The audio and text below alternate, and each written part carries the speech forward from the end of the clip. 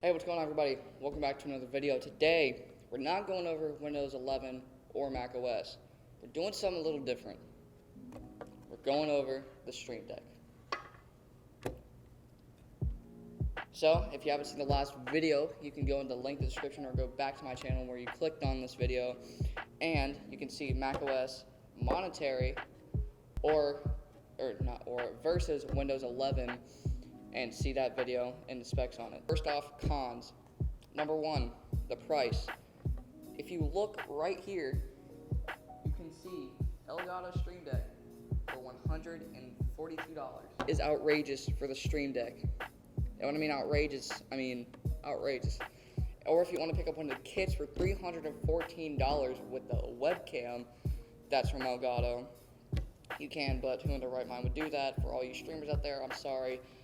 It's not worth it. You can pick up a camera that's way better quality for a lot more, but if you have that money to throw around, I would suggest picking up a Sony camera like an A6300 or A6400. Moving on, I have tried multiple controllers other than the Stream Deck itself.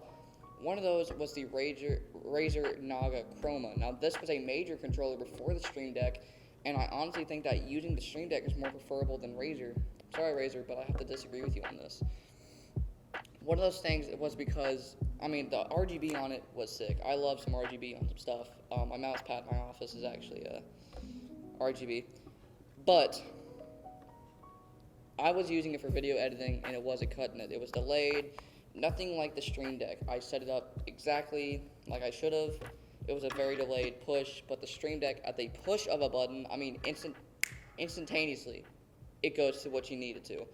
And also, too, it's more reliable, and you hear that? More durable. It's metal. That's right. It's durable. Alright. Moving on. If you people who are watching this video don't know anything about the Elgato Stream Deck, you can go in the link in the description. I will have a link posted to how to set up the Stream Deck, what it uses for, and what it is. But for a short summary, the Elgato Stream Deck is a unique 15-button layout controller, originally designed for streamers and Twitchers. If you don't know what Twitch is, you live under a rock like Patrick. Hi. Twitchers enhance the name to switch cameras, add different scenes and graphics on your screen. So, starting soon, ending soon, be right back, and intermission. Most of these things, I use these for regularly, constantly, or every day. I picked up the Stream Deck for $200 off of Amazon when sales weren't going on. Very expensive, but yet worth it at somewhat. This brings us 5 things that I think it makes it perfect for. One of those things was the unique 15 buttons on it for sure, but we're gonna get into some of those things later. One of the things I don't like is how macros aren't supported on the Stream Deck. That's one thing I did like about the Razer Naga, is how macros were preferred and accepted on the Chroma. I think they disabled it over things as streamers do, such as, if you're playing, I'm not going to say it, but if you're playing Fortnite, and you're trying to build and you just click one button on the Stream Deck and it automatically does it for you, that's kind of cheating. But we're not going to get into that because it's not a gaming channel anymore. The second thing I also hate is, I'm using my microphone on this, but the stand for it. The stand I don't like because it's not very sturdy enough, and I feel like if someone pushes it over way too easily, it's going to fall over and my Stream Deck is just going to hit the table or break. That's another thing I don't like about it. So, God, if you're watching this, upgrade your stand for it. Also, too, a thing I don't like is the controller is the Stream Deck is kind of a hard thing to set up for people who don't know what they're doing. Mostly because if they're trying to set up a scene such as starting soon, a countdown, most people can't understand how to do that, and so it's kind of hard for people to understand how to do that, and it's kind of hard. One of the third things I do not like about it is it's just a 15-button setup. Now, I don't want to spend an outrageously amount of money on another Stream Deck that's extra large with a number of 30 keys in total, but at this point, I'm kind of running out of space on it, and I have multiple things I need to do on one device, and I don't want to spend another $200 on it and just buy another one. I don't want to do that. It is very compact though, and I do really like it. Even though it's only 15 buttons, it's 100% worth it to buy if you're one of the people who don't have very much use for it and can fill up these buttons and not have a problem after with it. If you've read any other reviews for this thing, you've heard a lot of reviews on the USB plug here, which is a integrated USB plug. So it's a 3.0 and higher, so it doesn't support devices under 2.0. It's only 3.0. Although you can use a extension cable for the integrated USB. Sometimes most people don't have those and don't want to spend the money on it. Like DaVinci Resolve's control panel is a longer USB. It's probably longer than this, to be honest, because this is a very short cable, how it is. And the DaVinci Resolve one is really long. I'm not sure how long it is, but it'll be on the screen when I figure it out. Me personally, I really do like the compact feature of the Stream Deck. There's no other buttons on it. It's just these 15 buttons on top that you can press and use for whatever you need to. Very like the compactness of it. It's no problem at all. Now, most people want to go for that 32 button, which is the extra large version of the Stream Deck, but I don't want to spend that much money on it. Alright, moving on from the pros and cons of the Stream Deck, why I think you should use it for Premiere Pro video editing. Now, DaVinci Resolve users, you can keep on using what you're using, it's no problem, but using it for Premiere Pro is very good.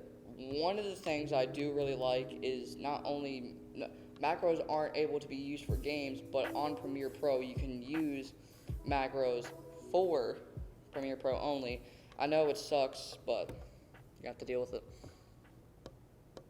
Now, while something like the Plat Gear can be configured to use sliders, dials, buttons to develop bespoke interfaces, the Stream Deck is just buttons, but this is not a big deal, as what it is designed to be. And while the Plat Gear has a tactile benefit, you have to memorize what each thing can be.